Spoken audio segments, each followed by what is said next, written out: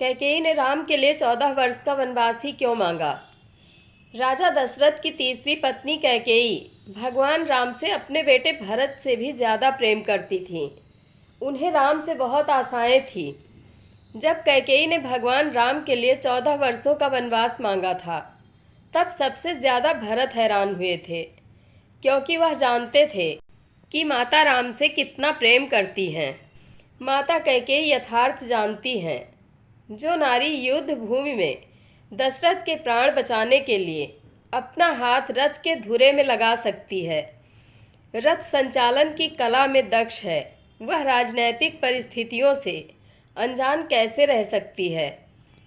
कैकेयी चाहती थी कि मेरे राम का पावन यश 14 भुवनों में फैल जाए, और यह बिना तप और बिन रावण वध के संभव नहीं था।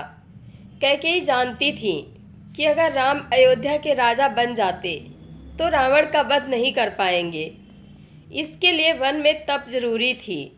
कैकेयी चाहती थी कि राम केवल अयोध्या के ही सम्राट न बनकर रह जाएं, वह विश्व के समस्त प्राणियों के हृदयों के सम्राट भी बने। उसके लिए राम को अपनी साधित शोधित इंद्रियों तथा अंतःकरण को तप के द्वारा तदर्थ सिद्ध करना होगा। इसीलिए रानी कैकेयी ने राजा दशरथ से भगवान राम के लिए 14 वर्ष के वनवास की मांग की। लेकिन आपको जानकर हैरानी होगी कि देवताओं ने कैकेयी से यह काम करवाया था। इसके पीछे एक रोचक कथा है। एक रात जब माता कैकेयी सोती हैं, तो उनके स्वप्न में विप्रधेनु सुर संत सब एक साथ हाथ जोड़ के आते हैं और उनसे कहते हैं कि हे माता कैकेयी, हम सब आपकी शरण में हैं। महाराजा दशरथ की बुद्धि जड़ हो गई है, तभी वो राम को राजा का पद दे रहे हैं। अगर प्रभु राजगद्दी पर बैठ गए, तब उनके अवतार लेने का मूल कारण ही नष्ट हो जाएगा। माता, संपूर्ण पृथ्वी पर सिर्फ आप में ही ये साहस है कि आप राम से जुड़े अपयश का विष पी सकती हैं। कृपया प्रभु को जंगल भेज के सुलभ करिए। युगों युगों से कई लोग उद्धार होने की प्रतीक्षा में हैं। त्रिलोक स्वामी का उद्देश्य भूलोक का राजा बनना नहीं है। अगर वनवास न हुआ तो राम इस लोक के प्रभु न हो पाएंगे माता। ये कहते कहते देवता घुटनों पर आ गए। माता कैकेयी के आंखों से आंसू बहने लगे।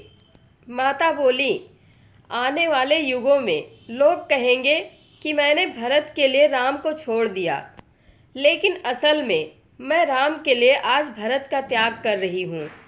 मुझे मालूम है इस निर्णय के बाद भरत मुझे कभी स्वीकार नहीं करेगा। रामचरितमानस में भी कई जगहों पर इसका संकेत मिलता है। जब गुरु वशिष्ठ दुखी भरत से कहते हैं, सुनहु भरत भावी प्रबल, बिलख कहो मुनिनाथ, हानि लाभ जीवन मरण, जस अपजस विधि हाथ। हे भरत, सुनो, भविष्य बड़ा बलवान है। हानि लाभ जीवन मरण और यश अपयश ये सब विधाता के ही हाथ में है। बीच में केवल माध्यम आते हैं। प्रभु इस लीला को जानते थे, इसलिए चित्रकूट में तीनों माताओं के आने पर प्रभु सबसे पहले माता कैकेयी के पास ही पहुंचकर प्रणाम करते हैं, क्योंकि उनको पैदा करने वाली भले ही कौशल्या जी थीं, लेकिन उनको मर्यादा पुरुषोत्तम बनाने वाली माता कैकेयी ही थीं।